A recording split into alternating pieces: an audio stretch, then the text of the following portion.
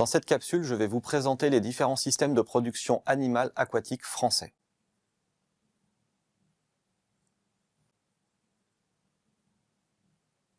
Aujourd'hui, il existe une grande variété d'espèces, produites comme l'huître, la moule, la truite, la carpe, le bar et la dorade pour les principales, mais également tout un tas d'autres, palourdes, coques, esturgeons, saumons, maigres, sols, turbots, crevettes, écrevisses, cette liste n'étant pas exhaustive. Pour ces activités, il existe une grande variété de territoires entre la partie continentale ou maritime, mais aussi entre l'estran ou la pleine mer, ce qui engendre une multitude de systèmes de production aquacole. Je vais commencer par vous présenter les systèmes de production conchilicole, c'est-à-dire la culture des coquillages, première production aquacole française. Ensuite, je vous présenterai les systèmes piscicoles, élevage de poissons, qu'ils soient d'eau douce, pisciculture continentale, ou d'eau de mer, pisciculture marine, et qui représentent la seconde production aquacole française. Je terminerai par les nouvelles perspectives de production aquacole plus durables comme l'AMTI, aquaculture multitrophique intégrée, ou l'aquaponie. Revenons à la conchiliculture et plus particulièrement à l'ostréiculture, l'élevage des huîtres, qui est essentiellement localisé sur l'estran et où l'on retrouve plusieurs techniques. À plat, les huîtres sont placées directement sur le sol des concessions, cette technique est en déclin en raison des forts taux de mortalité liés entre autres aux prédateurs. En surélevé, qui consiste à cultiver sur une structure, table, cadre,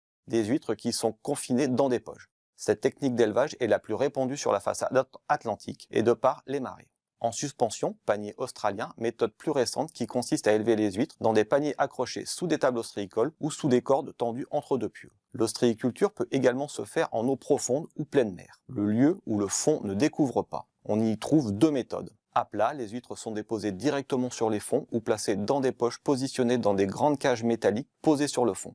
La récolte se fait ensuite à l'aide d'un bateau muni d'une drague pour les huîtres sommées au fond ou d'une grue pour relever les cages. En suspension, système développé en Méditerranée pour solutionner l'absence des marées. Les huîtres sont positionnées sur des cordes ou dans des lanternes qui sont suspendues à des tables d'élevage. La technique en suspension est également utilisée en pleine mer avec les casiers ou tout autre contenant renfermant des huîtres sont suspendus sous des filières d'élevage. La récolte se fait également par bateau à l'aide d'une grue pour remonter les différents contenants accrochés aux filières d'élevage. Certaines phases de production ostréicole peuvent également se réaliser à terre. C'est le cas de l'affinage, qui se réalise dans des clairs ostréicoles, bassins en terre localisés dans les marais alimentés en eau de mer par les chenaux et la marée. L'objectif est de modifier les qualités organoleptiques, la taille ou la couleur des huîtres. Pour les phases écloserie, il est utilisé des bassins hors sol en système maîtrisé et à l'intérieur d'un bâtiment où sont réalisées les étapes de reproduction et d'élevage larvaire.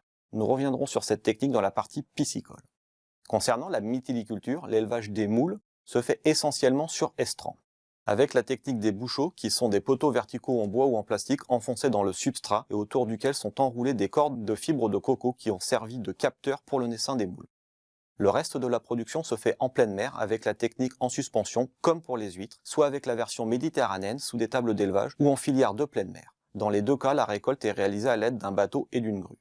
Les coquillages produits par la conchiliculture se nourrissent directement sur la productivité naturelle de l'environnement. Nous parlerons ici d'aquaculture extensive. Maintenant, je vais vous présenter les différents systèmes de production piscicole, en commençant par la plus ancienne, la pisciculture d'étang, qui représente moins de 10% de la production piscicole française. C'est la plus ancienne technique d'élevage piscicole qui était déjà pratiquée au Moyen-Âge. Elle consiste à élever les poissons comme les carpes dans des étangs naturels, dans les régions de la Sologne, des Dombes ou de la Brème, ou artificiels et alimentés par de l'eau de pluie ou de rivière. Les poissons se nourrissent directement sur la productivité du milieu naturel qui a été dopé par l'utilisation d'engrais ou de fertilisants. Une alimentation supplémentaire à base d'aliments de basse qualité peut également être réalisée. Nous parlerons ici d'aquaculture semi-extensive avec une meilleure productivité. La salmoniculture, l'élevage des salmonidés comme les truites, représente à elle seule plus de 80% de la production piscicole française. Les truites sont élevées en captivité et confinées dans des bassins en béton. Ces élevages qui nécessitent un prélèvement d'eau sont localisés le plus souvent à proximité d'une rivière, d'une source ou d'une résurgence. Une partie de l'eau y est captée pour alimenter les bassins d'élevage avant de retourner dans la rivière. Nous appelons ce système un élevage en circuit ouvert, l'eau n'étant utilisée qu'une fois.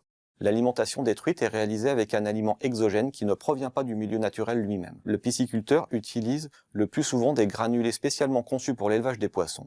L'eau permet quant à elle de véhiculer l'oxygène nécessaire à la vie des truites et en sortie des bassins à évacuer les polluants organiques de l'élevage, fesses et aliments non ingérés.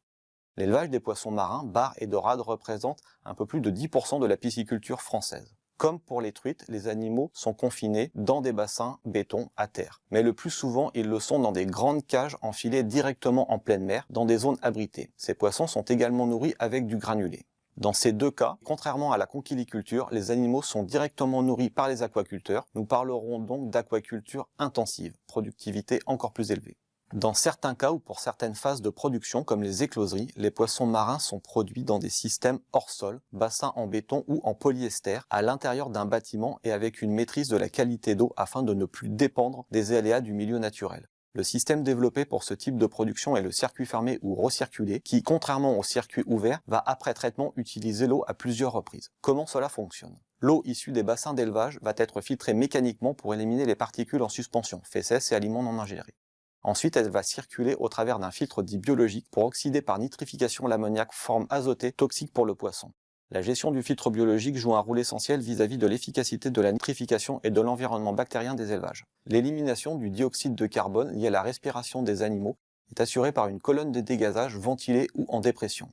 L'oxygène nécessaire à la survie des poissons est directement injecté dans l'eau d'alimentation des bassins. Nous parlerons ici d'aquaculture hyper intensive, alimentation exogène, maîtrise de l'eau, indépendance vis-à-vis des conditions climatiques, forte technicité et productivité. Que ce soit pour la conchiliculture ou la pisciculture, la majorité de ces productions sont monospécifiques. Aujourd'hui, de nouveaux systèmes plus durables sont étudiés et commencent à voir le jour. C'est le cas de l'AMTI ou aquaculture multitrophique intégrée, qui associe la culture d'espèces de différents niveaux trophiques.